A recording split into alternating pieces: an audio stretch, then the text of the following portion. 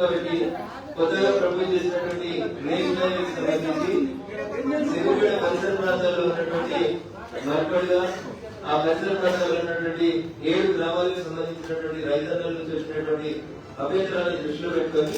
ఈ రోజు జిల్లా కలెక్టర్ గారు నేషనల్ అథారిటీస్ ప్రాజెక్ట్ డిజైన్ చేసినటువంటి అధికారులతో కలిసి రైతన్నలతో కలిసి ఒక సంయుక్త సమావేశాన్ని ఏర్పాటు చేయడం జరిగింది. ప్రస్తుతం నేషనల్ హైవే అధికారులు ప్రపోజ్ చేస్తున్నటువంటి దుద్దడ టోల్ గేట్ నుంచి పల్లెటూరుల మీదుగా రామేశ్వరం వరకు సిరిసిల్ల రోడ్డు కలపాలనుకుంటున్నటువంటి రోడ్డు ప్రతిపాదనని విరమించుకొని ఉన్నటువంటి రాజీవ్ రహదారిని దుద్దడ టోల్ గేట్ దగ్గర నుంచి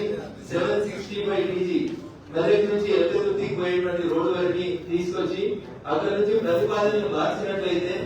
రైతులకి నష్టం జరుగుతుంది, పచ్చని పంట పొలానికి నష్టం తక్కువైతే అనేటువంటి ఉద్దేశంతో ఈ రోజు సంయుక్త సమావేశాన్ని ఏర్పాటు చేసినాం. వారం రోజుల లోపల తిరిగి నేషనల్ హైవేస్ ఆర్ఓ ఒకరు ఉంటారు, కృష్ణప్రసాద్ గారు స్టేట్ కి రీజనల్ ఆఫీసర్ ఒకరు ఉంటారు. వారితో అపాయింట్మెంట్ తీసుకొని మా రైతు సంఘాల నాయకులందరూ తీసుకొని వారిని కలిసి 365B సిరిసిల్ల నుంచి సిద్దిపేట మీదుగా సూర్యాపేట పోతున్నటువంటి ఈ నేషనల్ హైవేలో సాధ్యమైనంత వరకు పంట పొలానికి నష్టం జరగకుండా ఉండేందుకు 3 ఆల్టర్నేటివ్ ప్రతిపాదనల్ని ఈ రోజు రైతుల పక్షాన మేము నేషనల్ హైవే అధికారులు ముందుంచడం జరిగింది. అందులో మొదటి ఆల్టర్నేటివ్ ప్రతిపాదన దుద్దడ నుంచి సిద్దిపేట మండల పరిషత్ ఆఫీస్ వరకు ఉన్నటువంటి రాజీవ్ రహదారిని విస్తరించి 150 మీటర్లు వెడల్పు చేయడం మొదటి ప్రతిపాదన. దాంట్లో రెండో ప్రతిపాదన ఉన్నటువంటి దుద్దడ టోల్ గేట్ నుంచి 100 మీటర్ల రోడ్ అయితే తుక్కాపూర్ మీదుగా గన్పూర్ నుంచి ఇరుకోట దగ్గర ఉన్నటువంటి అగ్రికల్చర్ కాలేజ్ వరకు వస్తుందో ఆ రోడ్డు డెవలప్ చేసి ఆ తర్వాత ఆ రోడ్డు అట్టనే తీసుకుని వెళ్ళి సిరిసిల్ల రోడ్డు కలపడం రెండు. మూడో ప్రతిపాదన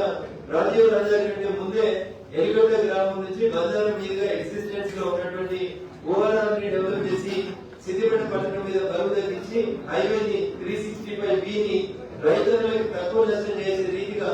ఈ మొదటి సమావేశాన్ని ఏర్పాటు చేసినాం. సహకరించిన వివిధ గ్రామాల నుంచి వచ్చినటువంటి గౌరవ ప్రజాప్రతినిధులకి రైతులకు అందరికీ అధికారులందరికీ కూడా ఈ సందర్భంగా కృతజ్ఞతలు తెలియజేస్తూ ఈ ప్రాంత పార్లమెంట్ సభ్యుడిగా ఈ ప్రాంత రైతన్నులకు అన్నిలకి పరిష్కారం చూపించాల్సిన బాధ్యత నా మీద భావించి ఈ సమావేశాన్ని ఏర్పాటు చేసినాం. ప్రతి ఒక్కరు కూడా పెద్ద మనసుతో వచ్చి సహకరించి ఆల్టర్నేటివ్ ప్రతిపాదనలు సూచించినందుకు గ్రామ ప్రజలందరికీ కూడా మరొకసారి కృతజ్ఞతలు తెలియజేస్తూ త్వరలోనే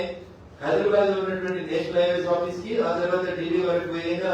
రైతులకి తక్కువ నష్టం జరిగే రీతిలో కొత్త హైవే వచ్చేటట్టు ప్రతిపాదనలు ఒప్పిస్తాననేటువంటి విశ్వాసం